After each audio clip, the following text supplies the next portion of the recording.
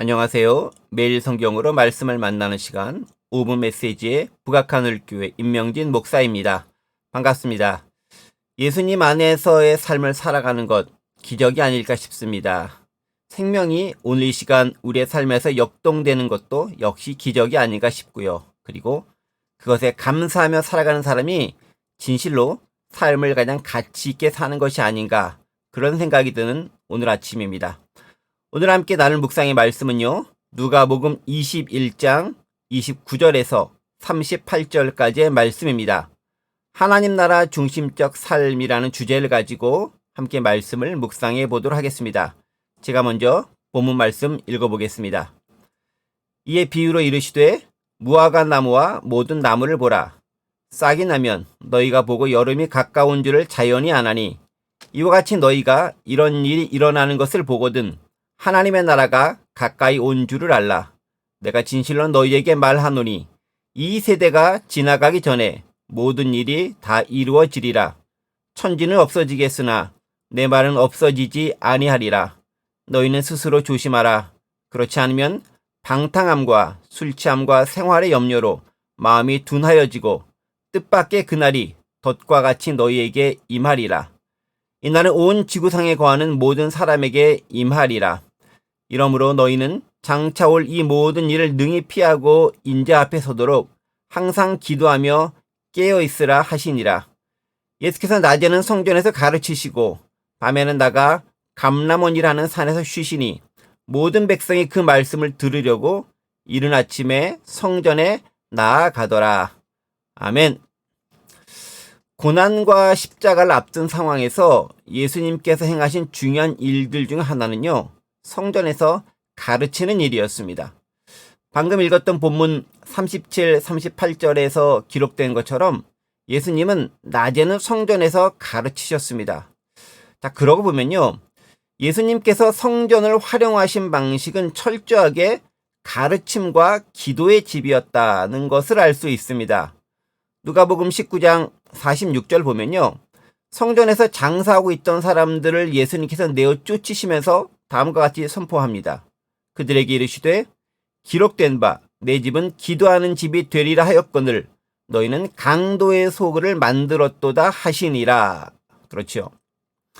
너무나 당연한 듯 보이는 이 말씀이 오늘 특별히 제게 크게 감동적으로 다가오는 이유는요, 기도하는 집과 가르치는 집으로서의 성전 혹은 예배당에 대해서 제가 얼마나 충실했는지에 대한 의문과 반성이 들기 때문에 그러합니다. 예수님은 매일 성전에서 가르치셨고 사람들은 그 말씀을 들으려 아침 일찍부터 모여들었다라고 기록하고 있습니다. 마치 사경회나 부흥회를 보는 듯한 느낌입니다. 지금은 비록 코로나로 모이지 말아야 하고 또 비대면 방식이 취해져야 하지만 성전과 예배당의 핵심 기능은 가르침과 기도하는 장소에 있다는 것을 우리는 결코 잊어서는 안 됩니다. 이것에 소홀하면 안 되는 것이죠. 삶이 아무리 분주하고 우리의 정신을 잃게 만든다 할지라도 성전에서 말씀을 듣고 기도하는 것에 집중해야 합니다. 예배당에 와서 함께 예배하고 말씀을 공부하고 듣고 누리고 그리고 기도할 때 우리의 진짜 신앙생활은 발전해 나가고 성장해 갈 수 있을 겁니다. 당연하지만 잊고 살았던 것이 아닌가 싶은 자책감이 듭니다. 자, 그렇다면요, 예수님께서 그 성전에서 가르치셨던 내용이 도대체 무엇일까 하는 의문이 듭니다. 사실 누가복음 19장 자체가 철저하게 예루살렘 성전의 멸망과 온 세상의 멸망을 중의적으로 이야기하고 있긴 하지만 그 핵심은 결국 단 하나로 요약됩니다. 바로 하나님의 나라, 그것이 핵심이었습니다. 사람들이 예루살렘 성전의 그 화려함에 취해 있었을 때 진짜 중요한 것은 땅의 성전이 아니라 하나님의 나라를 너희는 사모하라는 예수님의 말씀이셨습니다. 오늘 본문도 마찬가지죠. 무화과 나무의 비유를 보고 징조를 알라라고 말씀하셨는데요. 그 징조는 결국 뭐냐면 하나님의 나라가 가까운 줄을 알라는 것입니다. 여기서 핵심은 역시 하나님의 나라에 있는 것이죠. 자, 그러고 보면 예수님께서 비유로 말씀하신 것들의 대부분은 하나님 나라에 대한 것들임을 알 수 있습니다. 제자들과 사람들이 여전히 이해하지 못하고 심지어 오해하고 있는 것이 하나님 나라에 대한 것이었기 때문에 그 나라를 비유로 말씀하시고 이해할 수 있도록 설명해 주시는 방식이었죠. 이는 우리가 말씀을 듣거나 삶을 살아갈 때 혹은 징조와 때에 관한 것을 볼 때에도 무엇에 중점을 두고 보아야 하는지를 명확하게 드러내 줍니다. 그것은 하나님의 나라이죠. 심지어 그들이 금과 옥조처럼 중히 여기는 그 예루살렘 성전이 무너질 때에도 그것이 바로 하나님의 나라가 가까이 왔음을 상징하는 것, 그것임을 발견해야 했다는 것이죠. 물론 그 하나님 나라는 단지 내세에 국한된 그런 형태의 하나님 나라만을 의지하지는 않습니다.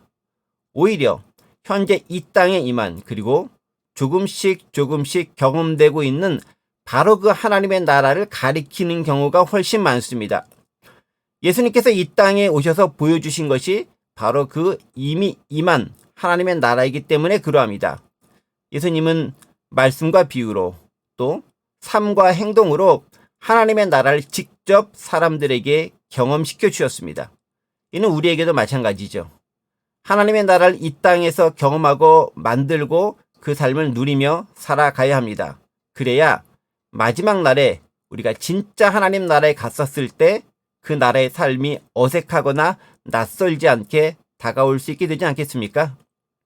자, 그런데 바로 그 하나님 나라에 대한 관심에서 우리를 멀어지게 하는 것들이 있다는 사실입니다.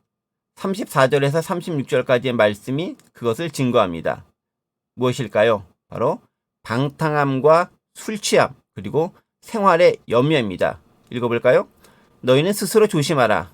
그렇지 않으면 방탕함과 술 취함과 생활의 염려로 마음이 둔하여지고 뜻밖의 그날이 덫과 같이 너희에게 임하리라. 그렇죠. 방탕하면 뭘까요? 그것은 시간과 재능과 삶을 탕진하는 것입니다. 탕자가 화랑방탕한 생활로 그가 가진 모든 것을 탕진한 것과 같습니다. 우리가 가진 것들, 그것이 무엇이든 우리는 결코 헛되이 사용해서는 안 됩니다. 술 취함은 무엇입니까? 우리의 정신을 혼미하게 만드는 것들입니다. 집중하지 못하게 하고 판단력을 흐리게 하는 것들입니다.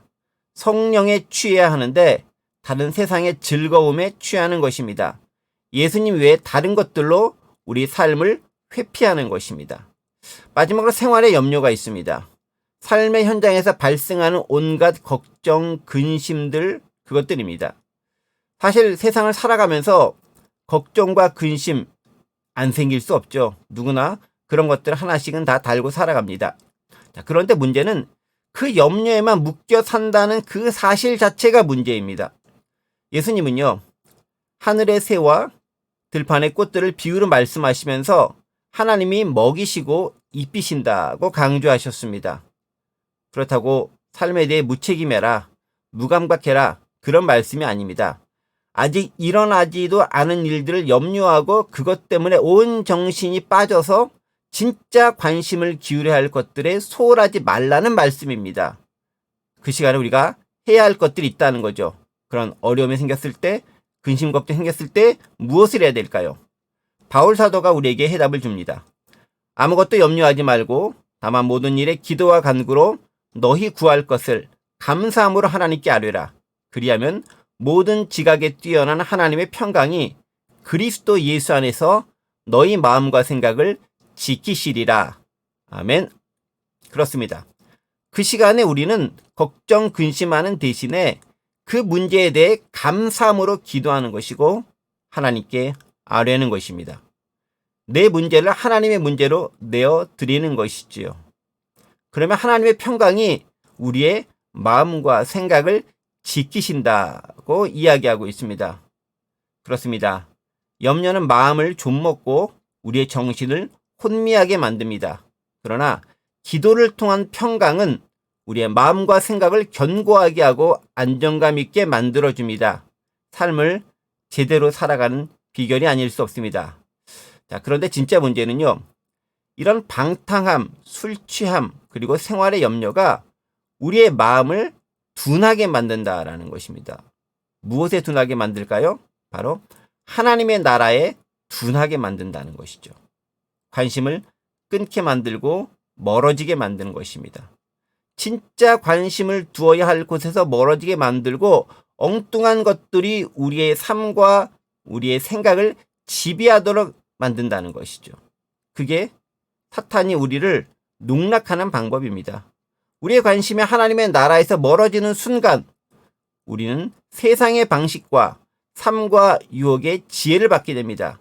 구원에서 멀어지는 것이죠. 그게 진짜 문제다라는 것입니다. 그래서 너희는 주의하며 깨어 기도하라고 말씀하십니다. 그게 우리가 세상을 우리를 유혹하는 방식에서 이겨내는 방식이기 때문에 그렇습니다. 이제 말씀을 함께 정리해 봅니다. 오늘 우리의 관심사는 무엇일까요? 생활의 염려가 우리를 지배하고 있습니까? 방탕함과 술 취함을 통해 현실의 문제를 회피하려고 하고 있지는 않습니까? 그러나 하나님의 나라에 집중할 때 이 모든 것들은 더 이상 우리에게 문제로 다가오지 않습니다. 정확히는 문제가 있지만 그것이 문제로 인식되지 않습니다. 왜요? 하나님께서 주관하시는 것이 되기 때문에 그러합니다. 대신 우리의 초점을 하나님과 하나님의 나라에 맞춰봅시다. 그러면 우리가 생각지도 못한 지혜와 상황으로 당신의 길로 인도하실 것입니다. 바로 그렇게 하나님의 인도하심을 경험하며 사는 것이 참된 신앙인의 삶의 자세요 태도입니다. 그것이 내가 믿는 하나님이 그저 지식과 머리에만 존재하는 분이 아니라 현실에서 경험되는 바로 그 하나님으로 되게 하는 첩경이기 때문에 그러합니다. 이제 잠시 기도하겠습니다. 하나님 아버지, 우리는 온통 세상의 다른 것들에 우리의 주의와 집중을 빼앗기며 살아오고 있지는 않았는지요. 하나님의 나라에 집중하며 그에 합당한 삶을 살아야 하는데 그래서 멀어지는 삶으로 유혹하는 것에 우리의 관심을 빼앗기고 있지는 않았는지요. 이 시간 돌아보면서 참된 하나님의 나라를 간구하는 삶을 살아갈 수 있도록 도와주옵소서. 예수 그리스도의 이름으로 기도드립니다. 아멘. 오늘 하루도 행복하고 즐겁게 샬롬.